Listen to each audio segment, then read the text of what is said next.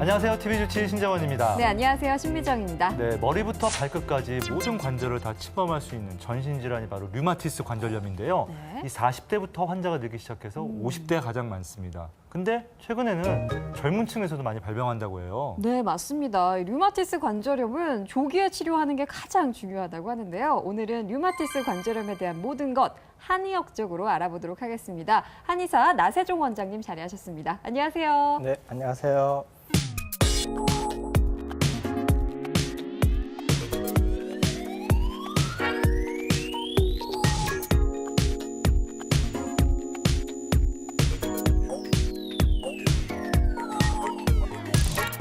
네, 원장님 그 류마티스 관절염은 이렇게 관절이 나중에 이렇게 변형될 수가 있잖아요. 네. 그래서 조기 치료가 필요한데 네. 이 류마티스 관절염이라는 게 면역 계 이상이 생기는 거죠? 그렇죠. 류마티스 관절염이란 자가 면역 반응에 의해 관절의 활막에 만성적으로 염증이 발생하는 질환인데요. 염증이 침범된 관절은 붓고 뻣뻣해지고 통증이 느껴지며 방치할 경우 주위의 연골과 뼈에도 영향을 미쳐서 네. 관절이 변형되거나 파괴되는 등의 돌이킬 수 없는 손상을 가져오기도 합니다. 여기서 자가 면역 반응이란 내 몸의 면역 체계가 오작동을 일으켜서 내가 만든 면세포가 내 몸의 조직이나 장기를 병원체와 같은 적으로 인식하고 공격하는 것을 말하는데요.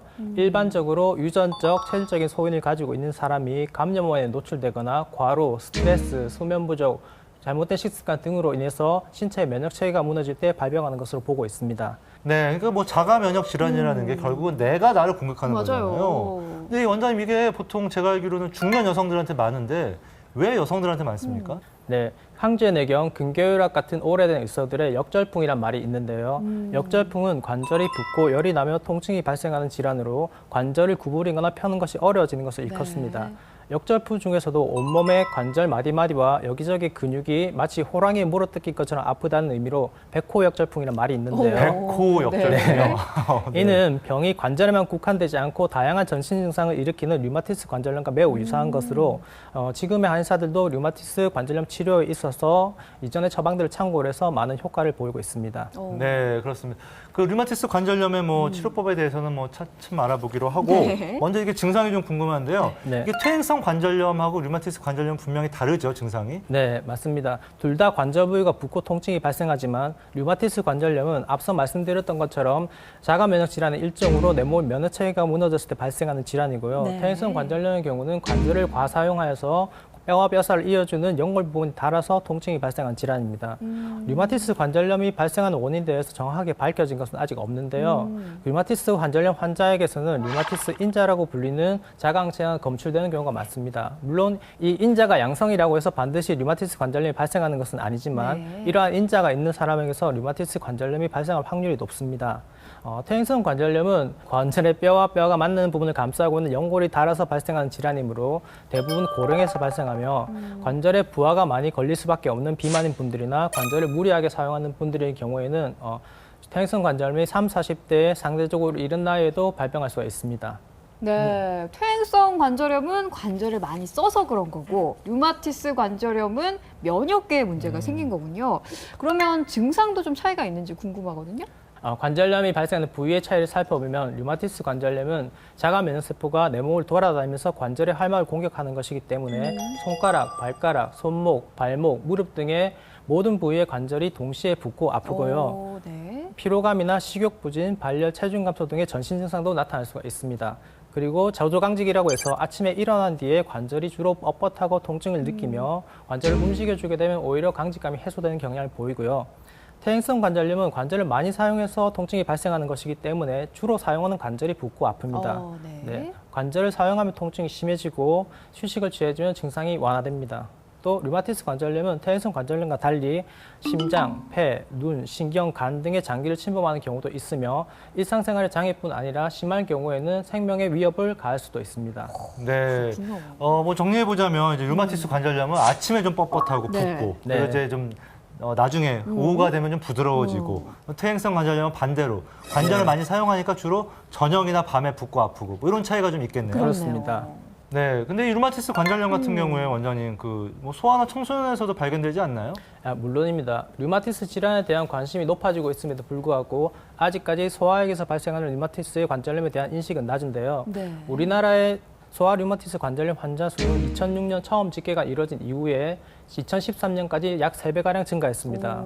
소아의 경우 관절의 통증을 단순히 성장통으로 오인하고 치료의 시기를 놓치는 경우가 있으므로 주의하셔야 하는데요. 네. 성인 류마티스 관절염과의 차이점을 살펴보면 성인 류마티스 관절염은 손가락, 발가락 같은 작은 관절들을 주로 침범하지만 소아 류마티스 관절염의 경우는 손목, 발목, 무릎, 고관절 등의 큰 관절을 침범하는 경향이 있습니다. 또 소아의 경우 전신 증상을 수반하는 경우가 많아서 발열, 발진이 나타나거나 성장장애, 발달 이상을 보이는 경우도 있습니다. 네, 그렇군요. 이 류마티스 관절염 같은 경우에 네. 뭐 저희 현대의학에서는 보통 약물 치료를 기본으로 하거든요. 네. 한방에서는 어떤가요? 한방의 치료법은 크게 약물, 봉독, 침과 뜸 치료로 나눌 수가 있는데요. 네. 약물 치료는 염증 완화를 위해 시호와 같은 약제를 사용하기도 하고 신진대사를 활발하게 하기 위해 인삼이나 황기 등을 약제를 사용하기도 하는 등 각각의 증상에 따라서 또 사람에 따라서 다른 처방을 사용하게 됩니다. 봉독 치료는 보레도르크를 추출, 정자하여 체내에 주입하는 치료인데요. 네. 봉독은 매우 강력한 소염, 진통작용이 있으므로 류마티스 관절염의 국소적인 증상을 개선하는 데 상당한 도움이 됩니다. 또한 봉독이 체내 하나의 항원으로 작용하여 면역체계에 자극을 주고 궤경을 찾도록 하는 역할도 합니다. 침과 뜸 치료는 진통작용을 하며 국소적인 증상의 개선을 할 뿐만 아니라 신경의 흥분을 억제 및 조절하고 혈행을 원활히 하는데요. 뜸 치료는 특히 복부를 따뜻하게 해주어 소화기의 기능을 돕고 복부가 냉해서 나타나는 제방 증상들을 치료하는 데 도움이 됩니다.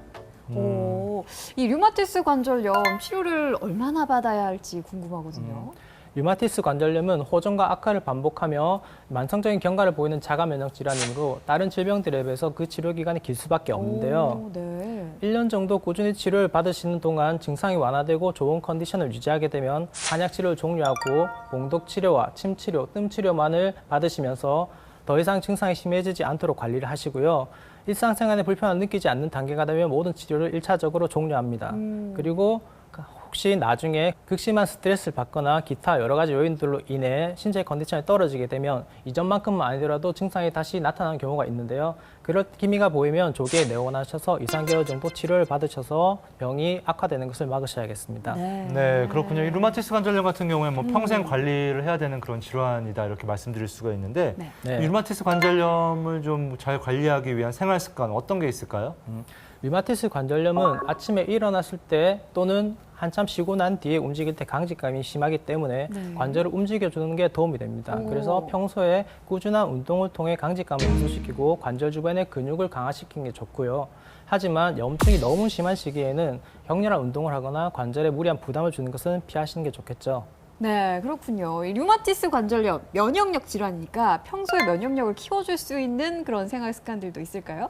네, 평소 면역력을 키우기 위해서는 운동이나 식습관, 수면 등의 모든 부분에 신경을 쓰셔야 하는데요. 네, 역시. 식사의 경우 되도록 가공식품을 피하고 과일, 채소 등을 충분히 섭취해 주시면서 담백한 스타일로 드시는 게 좋습니다. 네. 우리 몸의 세포는 끊임없이 죽고 새로 생겨나는데요. 우리가 먹는 것이 바로 우리 몸을 만드는 원료가 되므로 좋은 것들을 섭취할 수 있도록 해야겠죠. 또 수면이 부족하거나 불규칙해지면 우리 몸이 회복을 할 시간이 부족해지는데요. 네. 이것은 면역력의 저하로 이어질 수 있기 때문에 양질의 수면을 취할 수 있도록 하셔야겠습니다. 네, 그렇군요. 아까 그 한방 치료를 말씀하셨는데 이제 좀 좋아지면은 좀 치료를 일시적으로 좀 중단한다고 하셨는데 네. 이게 사실은 어떻게 보면 또 서양의학에서는 계속 꾸준히 치료를 하거든요. 맞아요. 증상이 없어도. 맞습니다. 이런 차이가 좀 있는 것 같은데 네. 이런 차이는 좀 어떻게 봐야 될까요? 일단 병이 발병하는 원인 자체가 지금 특별한 원인이 있는 것이 아니라 뭐 네. 과로한다든지 스트레스 받는다든지 수면이 부족하다든지 이런 것들이 복합적으로 작용해서 병이 발병하는 것이기 때문에 그런 게 악화 요인이 된다 이런 그렇죠. 말씀이시죠? 네. 예, 그래서 그 생활적인 부분에서 충분히 관리가 되고 예를 들자면 잠을 잘 못 주무시는 분들 같은 경우에 잠을 잘 주무실 수 있겠죠. 흉부에 열이 많은 사람들이 잠을 잘 못 주무시는 경우가 많거든요.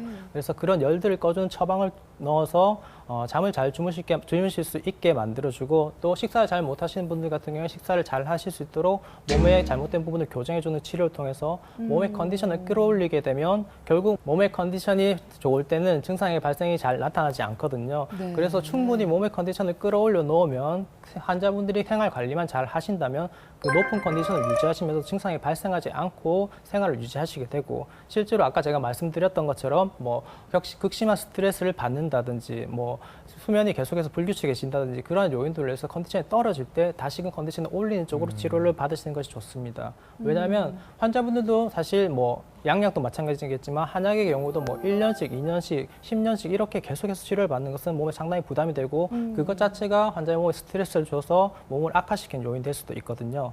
네, 그렇군요. 오늘 뭐 류마티스 관절염에 네. 대해서 자세하게 알아봤습니다. 오늘 도움 말씀 주신 나세종 원장님 고맙습니다. 네. 네, 보통 이 관절이 아프면 집에서 찜질 많이 네. 하시잖아요. 그런데 이 류마티스 관절염 같은 경우에는 온찜질을 하면 오히려 증상이 악화되고 냉찜질을 하는 게 도움이 된다고 하니까요. 꼭 참고하시기 바랍니다. 네, 생활의 활력. 건강으로 찾으세요.